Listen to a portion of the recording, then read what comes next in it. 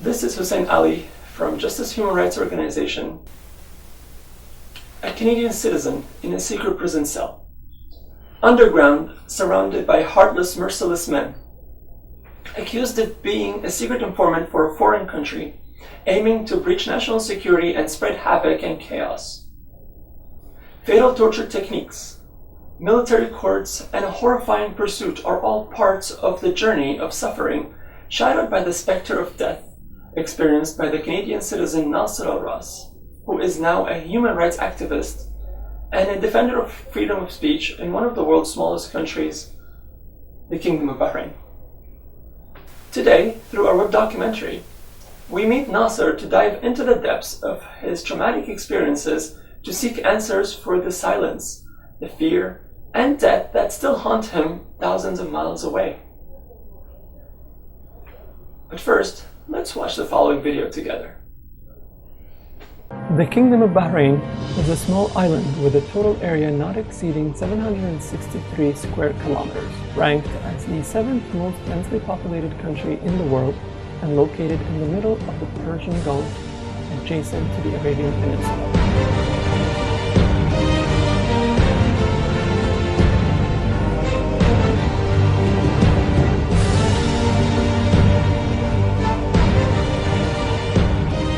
In sync with the Arab Spring events of 2011, Bahrain had witnessed an important portion of its population revolt against the ruling monarchy. This public revolution had multiple stages, starting with the international disregard to its occurrence, the intervention of the other Gulf countries by sending the Peninsula Shield Force Joint Army to repress the People's Revolt, followed by the prosecution and killing of activists in the streets or under extreme and fatal torture, the destruction of the houses of worship, the implementation of military courts after incarcerating more than 2,000 citizens and spreading terror in the streets, as it has been demonstrated and revealed in the reports made public by the Bahraini Regime.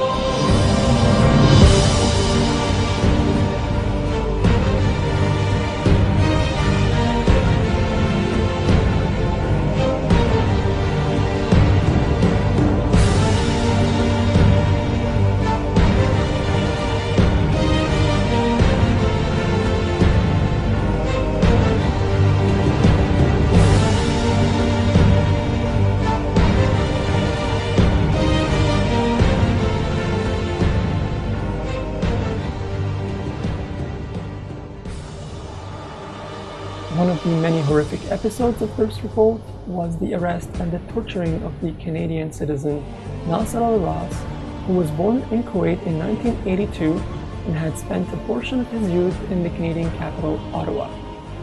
On March 20, 2011, after the Peninsula Shield Force Army entered Bahrain, Naser was arrested and sent to a secret underground prison cell where he witnessed with his eyes as well as his body to the most gruesome and terrifying torture techniques.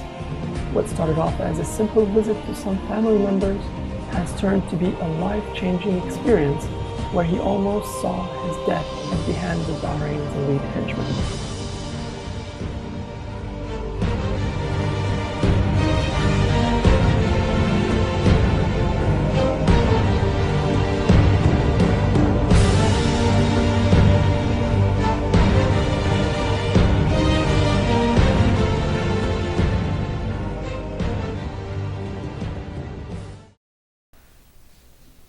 Naser, allow me first to welcome you on our web documentary, and thank you for accepting to meet with us at Justice Montreal Human Rights Foundation despite of your health conditions.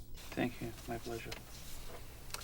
So tell us, Naser, how is your health now? My health condition lately deteriorated to a critical level now. I might need surgery soon.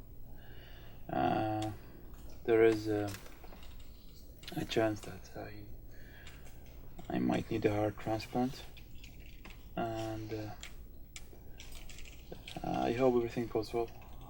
I hope so too. Thank you. Now, does your current health condition have anything to do with the abuse you were submitted to during your incarceration in the Kingdom of Bahrain? Absolutely. The factor that did affect my heart condition, negative way actually, where the electrocution which I suffered. It did had a negative impact on my heart muscles, and my doctors here believe it may result that my heart muscles won't be as normal as before. All right. So describe to me the type of health obstacles you have to deal with on a daily basis now. Lately, I'm starting to live with 24 hours oxygen. Mm-hmm. At exertion, at rest. Lately, I'm using a wheelchair to go around and to do my normal life and my activities. I have to adapt with the wheelchair and the oxygen. All right. So as we've seen in the video report earlier, you have become a human rights activist since your release. Now tell us a little bit about your activities and the different foundations you are involved with. Since my release, the first release that I was released on April 2011, I lived in shock for a while.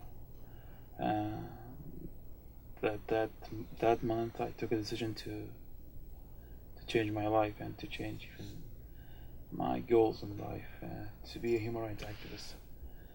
Since I left Bahrain and came back to Canada in 2012,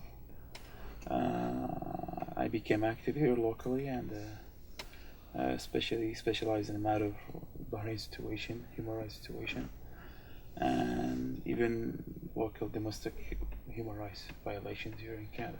I'm more involved, I could say that. That's great. Are there any particular foundations that you deal with? I became lately, got appointed at Bahrain Salam for Human Rights. Mm-hmm. It is based in London and Sweden. I am Northern Director at Bahrain Salam here in Canada. Oh, wow, that's great. Well, we see in the report that you went to Bahrain to visit some family members. Would you kindly elaborate on the circumstance of your trip there? The beginning of Arab Spring, it started basically from Tunisia. Mm-hmm. And spread it from Egypt to Bahrain and Yemen, then Syria and the other countries. I had a call from my nieces. I had sisters there, married to Bahrainis. One of my nieces, she was scared, so I took a decision to go there and to help my family pass through this hard moment that Bahrain is living through. When I went there, I was grabbed by the passion and ambition of the Bahraini people. They were basically demanding basic human rights as a democracy or freedom of speech. No more than that. They were just calling at that moment just to have a constitution that does respect human rights and their dignity. All right. So it was a simple trip to Bahrain and then turned basically to something tragic. It was a family visit in the beginning, yeah. Now, do you have any idea what caused your name to be listed in the regime's wanted people? Rational idea? Definitely not. There's no rational idea to be wanted or to be tortured or to suffer in Bahrain. Everyone is a target, as long as you are against the government, as long as you demand your dignity or your rights, you are a potential target to the government. So you're basically a target at the time just for simply expressing your opinion, whether it's against the regime or just because you want some freedom of speech and freedom of expression. I could say that, but in the beginning I was a target just because I showed some sympathy toward the Bahraini people. That time I went to the Lulu roundabout. They called it Murder Square later, and I was grabbed by the passion of the people, and they're willing to sacrifice actually, and accept suffer and to pay the price for democracy. And I had some sympathy toward them, and I took some pictures that time. The second attack that Bahraini force attacked the little roundabout, it was on the 16th of March. I was there. I took some videos. I uploaded them to YouTube, where they used tanks against protesters. They used choppers against the protesters. And these are weapons made are mostly in the United States and Canada. Now, describe to us the state of terror that must have been caused by the entry of the Joint Peninsula Shield Force Army. I mean, on top of all these tanks and choppers from the local authorities, there was also the Joint Army that came in. Aside from the terror itself, the world acceptance of Gulf Peninsula or Peninsula Shield to intervene and suppress civilians just demanding their cause was the main nightmare that Bahraini people suffered. The United States, at that time, the Secretary of Foreign Affairs, Hillary Clinton, she gave a green light publicly. She said this interference was legal, despite the fact that these forces were attacking civilians, unarmed civilians, in many places, such as Sitra and other places. Many casualties, many wounded people ended up on the 15th and 16th of March because of the intervention of the Saudi's army, especially Saudi's army. Wow. So you mentioned the Pearl Roundabout gathering. Now, what were the demands of the Bahraini people? Like, what kind of demands and requests did they have at that roundabout event? In my view, the first demand they asked for is to have some voice in the government, in the parliament, a real reform, to stop torture, to release the prisoners at that time. These demands escalated as the government reacted harshly to the protesters. The government started the repression at that time, so the people escalated their demands. So after that, they called the fall of the regime.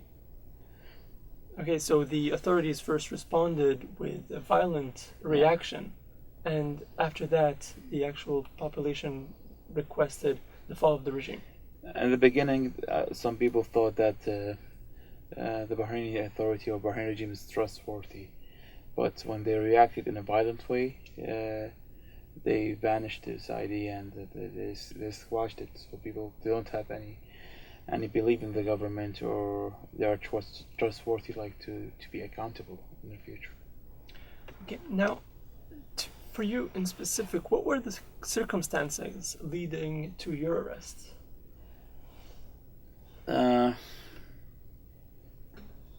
To be honest, I cannot say there's just a logical reason. On the 20th of March, I left Bahrain. I was about to leave Bahrain, actually. I went from a village called Daraz to the Bahrain International Airport. It was a long way.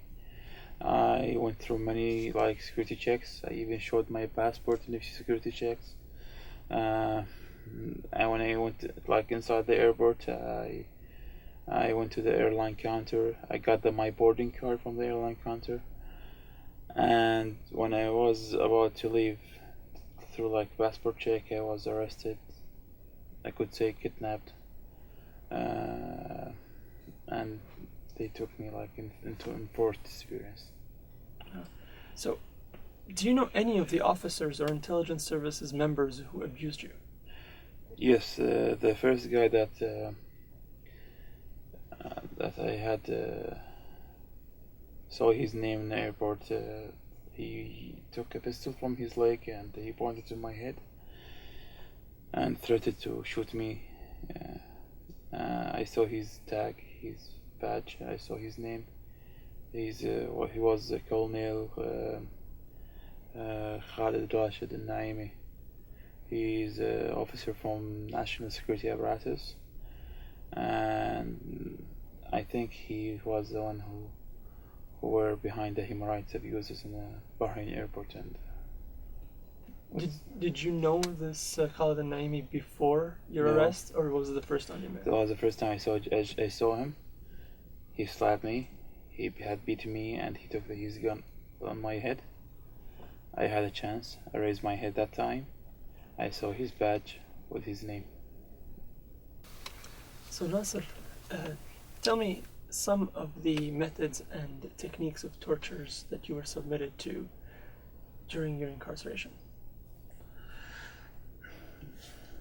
It varies. It started from the airport with random beatings, and from the first moment,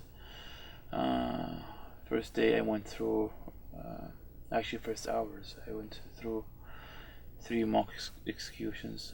One of them from the officer I told you about. He took the gun from his leg and pointed to my head and threatened to kill me. The other one, I think I was blindfolded, but I think it was a runway of the Bahrain International Airport. They shot live bullets randomly around me to scare me. And the third one, they threatened me with a bird-shot bullet to shoot my legs. After that, they took me into underground facility run by national security apparatus. National security apparatus, main people there, mostly like 95% I could say, are mercenaries. They're from Iraq, Pakistan, Jordanian, Palestinians. They're professional in torture. The place designed for torture, even the cells, everything. I was kept for 31 days in solitary confinement. I couldn't tell the difference between day or night or what date it was. I tried my best to keep my conscience as a person, but I couldn't. Besides from the beatings, the beatings started like from the first steps I entered that prison. Random people, I think many, I cannot even count. If we could say 100, I could say 100. If you could say 20, I could say 20. But I had many beatings in one time, and I was blindfolded. That's the beginning. I cannot count them. I lost conscious a few times. From first day, it started like a big nightmare. I was forced to stand for many hours continuously without even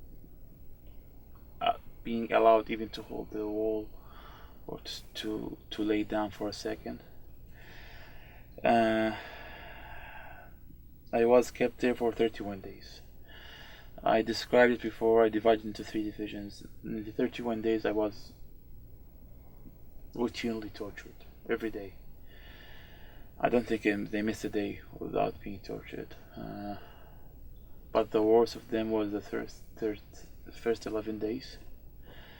And the worst of the worst were the first 3 days.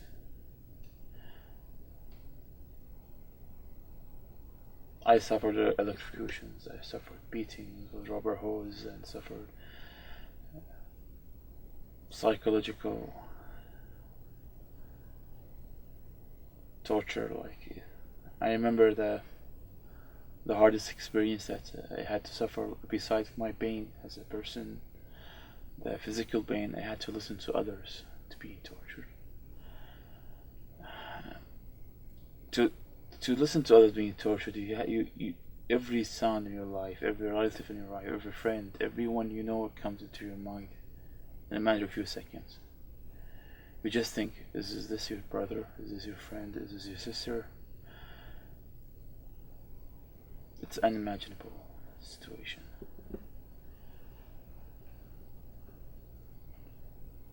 The sad thing about this thing, it ended for me, but it's just still practice in Bahrain. Torture is very systematic there.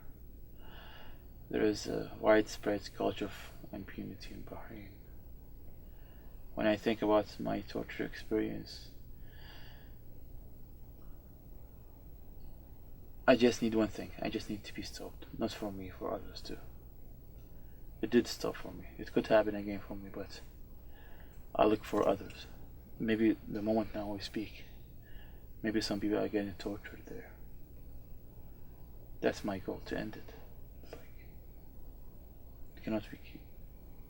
It's inhumane. Even animals, when they kill right away. They don't torture. That's it. Do you know any names, or would you recognize the names of some of the torturers, or I would call them henchmen, who abused and tortured you while you were there? Their head officer is vice president of national security apparatus. His name is Saleh Hassan Naimi. I saw him in the face many times. He even wear glasses with a small shadow players. He has some problem with his eyes. Looks like a disease. He is very brutal. He is very smart. He is very professional with torture. He had looks like he had many experience in torture. And the other ones, there were one guy, Jordanian Mohammed Al. He was head responsible for integration, and the other one Badr Al, and there are others. I don't memorize their name right now, but I do have some names. But there are the main guys who are responsible for my torture. Besides the guy who threatened to kill me, Khalid Rashid and Naimi in the airport, and these are the names that I have now. Your story had reached international attention at the time. Now, in regards to that, what was the Canadian government's position and reaction to the news of your arrest? In the beginning, when I was jailed, I didn't know how they reacted. They were in contact with my family, and I was considered as a disappeared person in Bahrain. They contacted the Bahraini authorities when I was jailed, and I think they got an official a response from the Bahraini Foreign Ministry, as my situation is unknown, and they don't know where is my whereabouts in Bahrain. When I was released, I had some consular assistance from Canadian embassy in Riyadh. Basically, it was just consular assistance, and I tried to press the Canadian government to take a much stronger action, not just toward my case, but toward the Bahraini human rights situation. I was told that they prefer what they call as a quiet diplomacy in reaction to Bahrain, which I believe that somehow it's kind of complicity. That's how the Canadian government reacts to one of their allies in the Gulf region. Well, due to the fact that the Kingdom of Bahrain is actually one of the allies of the Canadian government or the Canadian country. Yeah, and they have major contracts, just lately, Bahraini Crown Prince were here in Ottawa, and they signed a major contract with bombardier or planes, despite the human rights violation in Bahrain. And in fact, that Saudi Arabia had been forced which entered Bahrain. They were using Canadian-made armored vehicles, yeah. And somehow the Canadian government, instead of punishing the Saudis for their human rights violation, they just rewarded them last year with a $10 billion contract. Now, how were the events of your trial, as you were tried there? What were the charges that you were indicted for? In the beginning, I wasn't sure that I will be tried. I was waiting for my passport to leave Bahrain. When I was released, I had a call at midnight, to show up and to receive my passport. I showed up at the National Security Apparatus office, and at that moment I was blindfolded and taken to the car, and I saw myself suddenly in military court, facing charges of kidnapping a policeman and illegal gathering. My experience in military courts were very horrific. People there they had to stand. I am one of them even. To stand hours outside in extreme weather, 50 Celsius plus, and at 12 o'clock noon to stay outside, and sometimes people get beaten there, and some people there were not allowed even to go to the bathroom, or most of them were blindfolded. It was like even a human rights violation during the trial. So you faced a military trial even though you're a civilian? Yeah. And you were charged of kidnapping and illegal gathering. An illegal gathering. Yeah. And kidnapping of an officer. Yeah. Okay. So did a Canadian embassy representative attend your trials? Or Yes. Did you receive a proper official support? They observed the trial. The Canadian government never criticized the trial in public, but that was one of my points against the Canadian government. They should not accept at any point a civilian being tried in front of military court. That's my violation. That violates my right as a person, a person with dignity and autonomy, that I could have my right to say whatever I want and defend myself. I didn't have a chance to defend myself in that trial.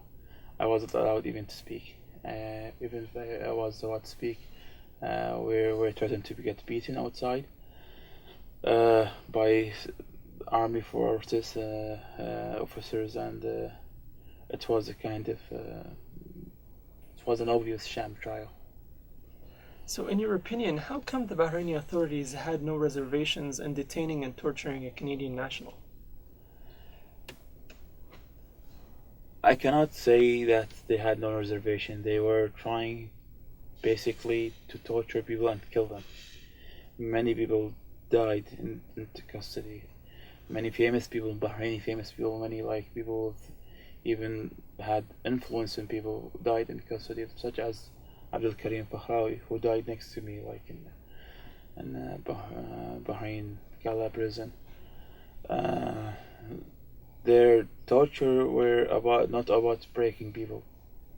Basically, they wanted to hurt them and kill them. Actually, it was an intentional killing, not normal situation. So they had absolutely no regards whether it was a different national or a Bahraini citizen. It was all the same, and they had absolutely Bahraini authorities, they think they have a strong ally in the United States and United Kingdom, and they are immune from justice, and they cannot be followed. That's why there's a culture of impunity in Bahrain. So after your release, pending the trial, waiting that trial there, what was your state of mind? I wasn't sure that time what was happening around me. I thought that I could spend many years in jail. The first military trial was acquitted from two charges: the kidnapped policeman and illegal gathering. Then suddenly there was other trial I never knew about. It was proceeding in a civilian court, and ironically, the judge was from Al Khalifa family. His name is Rashid Al Khalifa, and I was charged with inciting the hateful regime and illegal gathering and spreading false news.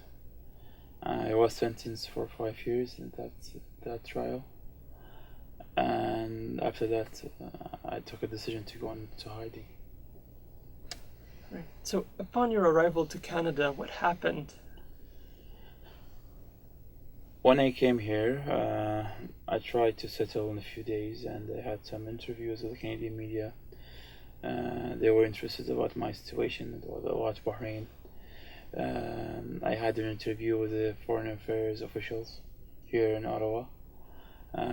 We discussed some matters about Bahrain. I raised the issue that they should follow Bahrain case from a human rights perspective, not from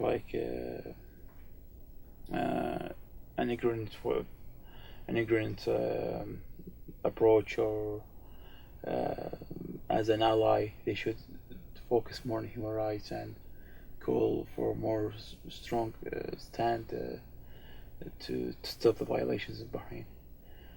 Till now, I don't think they did that, but I am in my decision now, and I am in my stand.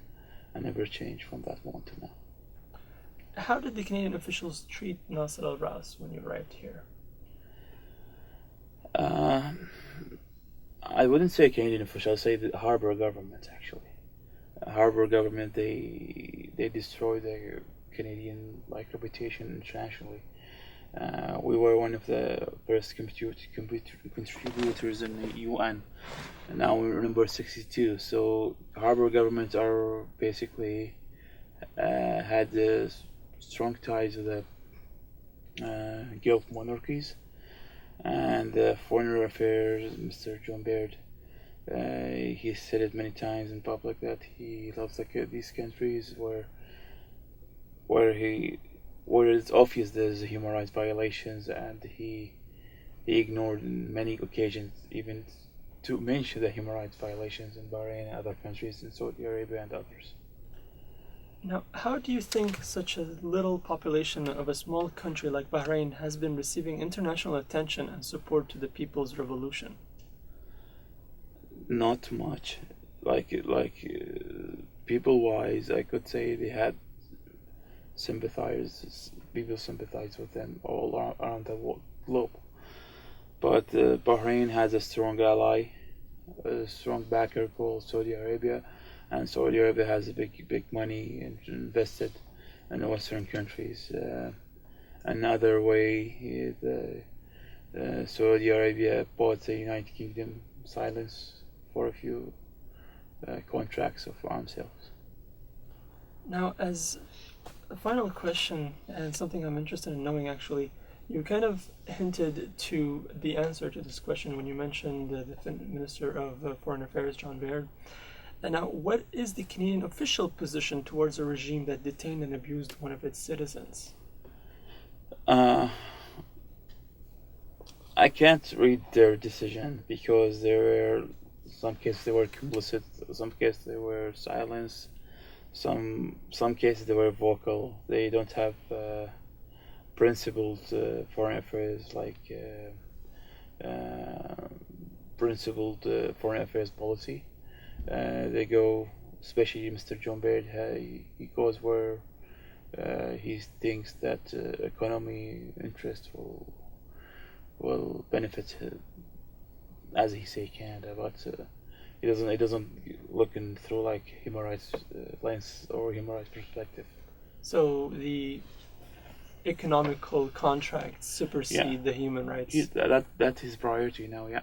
It's always more prior to human rights. Even he says that in public, that he economic contracts and the economic relations are his priorities. And they benefit all of Canada rather than actually trying to focus on what's happening with those contracts. And on that matter, that lately, he said in public that there were 25 intelligence people, Canadian intelligence people working on ground in Bahrain.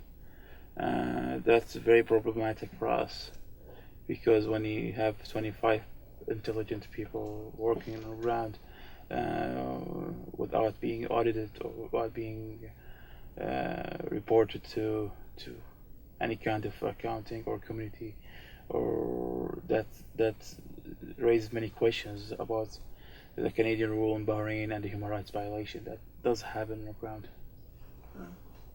Well, Naser, thank you very much for your interview today.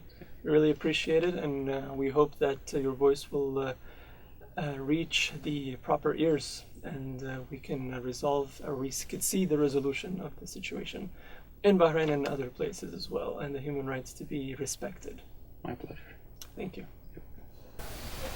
Through this video, we highlighted the life of one of many thousands of men, women, and children who once were and are still going through similar brutal treatment all over the world, in countries that claim to be fair. Not only do these countries stand tall next to the world's powerhouses, they even benefit from their approval and support. Though we constantly witness major international campaigns and alliances against some nations due to their human rights violations, we still see complete unjustified silence and disregard towards others that commit the same crimes against humanity. Of course, it is not a secret that economic factors play a big role in this dynamic, and the example we saw today shows how, despite that Naser is indeed a Canadian citizen who was wrongfully detained and tortured on foreign soils, the Canadian government still signed many security protocols and even sent intelligence crews to assist the Bahraini monarchy, a regime that has been condemned on many occasions and by different international bodies for violating human rights treaties. This leaves a big question. Are economic favors in exchange for silence a good enough reason to ignore the human rights violations that occur every day in Bahrain? We want to live to see a just world where human rights are regarded as sacred, and not only by some nations while others go blameless for the atrocities they commit. This ends our first production, but we hope to see you follow us in our journey to seek justice for all humans. This is Hussein Ali from Justice Human Rights Organization. Thank you for watching.